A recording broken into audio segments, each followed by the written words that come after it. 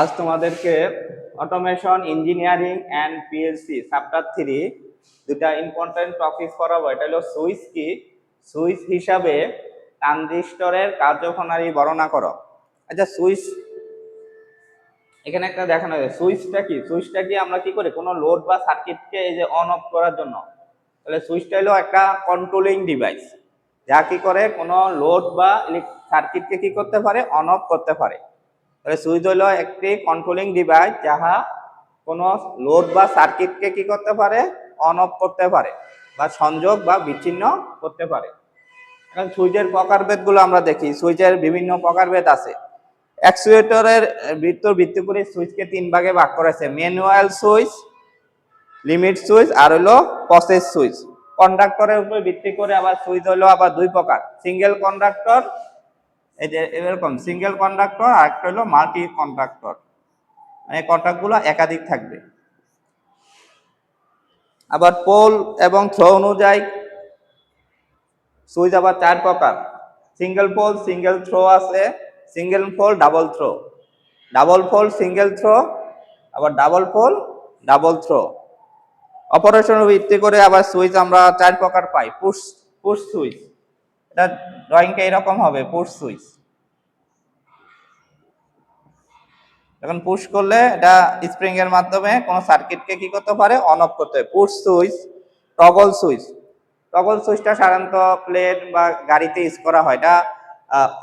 এটা অনেকটা শক্ত, অন অফ করলে এটা পজিশনটা সহজে চেঞ্জ হয় না। গাড়ি এবং যানবাহনে কি অনেক ভাইব্রেশন বা অনেক ঝাঁকুনির সৃষ্টি হয়, তো সেখানে সাধারণ সুইচ ইউজ করলে কি হয়, অন করলে ঝাঁকুনির সাথে অন অফটা অটোমেটিক হয়ে যেতে পারে। সেখানে টগল সুইচটা ইউজ করলে এটা সহজে তার অবস্থান, অন অবস্থান থেকে অবস্থান সহজে পরিবর্তন হয় না, এটা শক্ত করে ধরে রাখে। তো রোটারি সুইচ আছে, জয়স্টিক সুইচ আছে, অবস্থান অনুযায়ী মোমেন্টারি সুইচ আর হলো লক সুইচ।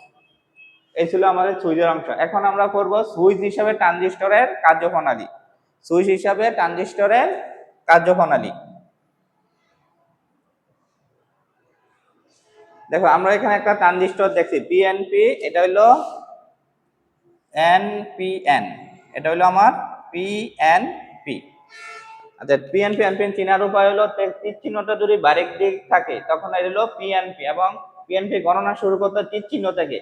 তীর চিহ্ন এখানে একটা এনপিএন। আচ্ছা, তীর চিহ্ন বাড়ির দিকে থাকলে আমরা এটা ধরে দেবো এনপিএন।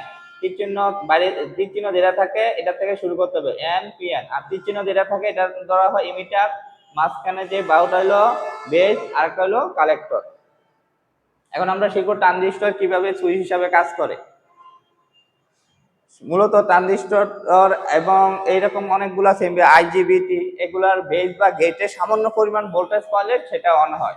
যখন ভোল্টেজ পাবে না তখন এখানে এটা এরকম ওপেন হিসেবে কাজ করবে। অর্থাৎ এই সার্কিট দিয়ে কোনো কারেন্ট প্রবাহিত হতে দিবে না। যখন আমি বেজে কিন্তু সামান্য কারেন্ট ফ্লো করব তখন এটা কি করবে, এবং সুইচের মতো এটা সংযোগ করে দিবে, এখন কারেন্ট ফ্লো হবে এবং লোডটা পরিচালিত হবে। তাহলে আমরা নিচে দেখতে পাই NPN transistor, PNP transistor. PNP ট্রানজিস্টরের তীর চিহ্ন থেকে পি এন পি হিসাব করতে হবে। আর টার্মিনাল গুলো যেটা তীর চিহ্ন থাকবে এটা ইমিটার, যেটা মাঝখানে থাকবে এটা বেস, আর যেটা উপরে থাকবে তীর চিহ্ন থাকবে না এটা হলো আমরা কালেক্টর ধরবো। এখন এটার কার্যপ্রণালী কয়েকটা লাইনে লিখতে হবে। প্রথম বলবো, কোনো ট্রানজিস্টরকে যদি সক্রিয় করতে হয় তার বেজে কি সামান্য পরিমাণ কি করতে হবে, কারেন্ট প্রদান করতে হবে। এখন যখন কন্ট্রোল সার্কিটের মাধ্যমে, কন্ট্রোল ডিভাইসের মাধ্যমে বেজে সামান্য পরিমাণ ভোল্টেজ প্রয়োগ করা হয় তখন বেস ইমিটারের এটা প্রথমে এটা থাকে ওপেন করার রাস্তা রাখে। যখন কন্ট্রোল সার্কিটের মাধ্যমে এই যে এটা এরকম সিগন্যাল হতে পারে, বা কন্ট্রোল সার্কিট যেই সিগন্যালে প্রয়োগ করা হয় যখন সামান্য পরিমাণ কারেন্ট ফ্লো হবে তখন বেস সার্কিটে পড়ানো হবে, তখন এটা সংযোগ হবে। সংযোগ হলে কি পজিটিভ লাইন এদিক দিয়ে এসে আমার সার্কিটটা কমপ্লিট করবে এবং লোডটা সক্রিয় হবে। তাহলে প্রথম লাইনটা লিখবো, একটা ট্রানজিস্টরকে যদি সক্রিয় করতে হয় তাকে বেজে কি করতে হবে, সামান্য পরিমাণ ভোল্টেজ প্রয়োগ করতে হবে।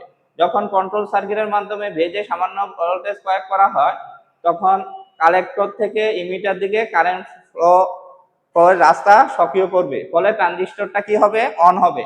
ট্রানজিস্টর অন হলে আমার লোডটাও কি হবে, চালু হয়ে যাবে। আবার যখন কন্ট্রোল সার্কিটের মাধ্যমে ভেজে যখন আমার ভোল্টেজটা শূন্য করব বা খুব অল্প করে দিব, তখন এই লাইটটা আবার বিচ্ছিন্ন হয়ে যাবে। এখন কালেক্টর থেকে মিটারে কারেন্ট ফ্লোর রাস্তাটা কি হয়ে যাবে, অফ হয়ে যাবে এবং ট্রানজিস্টরটা অফ হয়ে যাবে এবং লোডটাও কি হয়ে যাবে, অফ হয়ে যাবে।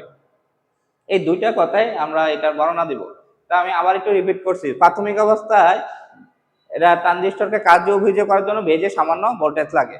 যখন বেজে ভোল্টেজ পাবে না তখন এরকম অফেন থাকবে, অর্থাৎ আমার এখানে পজিটিভ ভোল্টেজ এদিকে এসে এই পর্যন্ত অপেক্ষা করে, এদিক দিয়ে সার্কিট কমপ্লিট হবে না।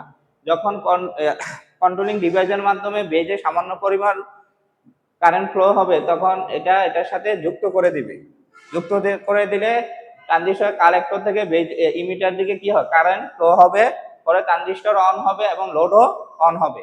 আবার যখন কন্ট্রোল ডিভাইসের মাধ্যমে আমার বেজের ভোল্টেজটাকে শূন্য অথবা খুবই সামান্য জিরোর কাছাকাছি করা হবে তখন এটা আবার ওপেন হয়ে যাবে, বেজ ইমিটার রাস্তাটা ওপেন হয়ে যাবে, ফলে ট্রানজিস্টর অফ হয়ে যাবে এবং লোডও অফ হয়ে যাবে। এভাবে একটা ট্রানজিস্টর কি করা হয়, সুইচিং হিসাবে কাজ করে। আচ্ছা, এই ছিল আজকের দুটা প্রশ্ন। তো বাসায় একটু ভালো করে স্টাডি করবা।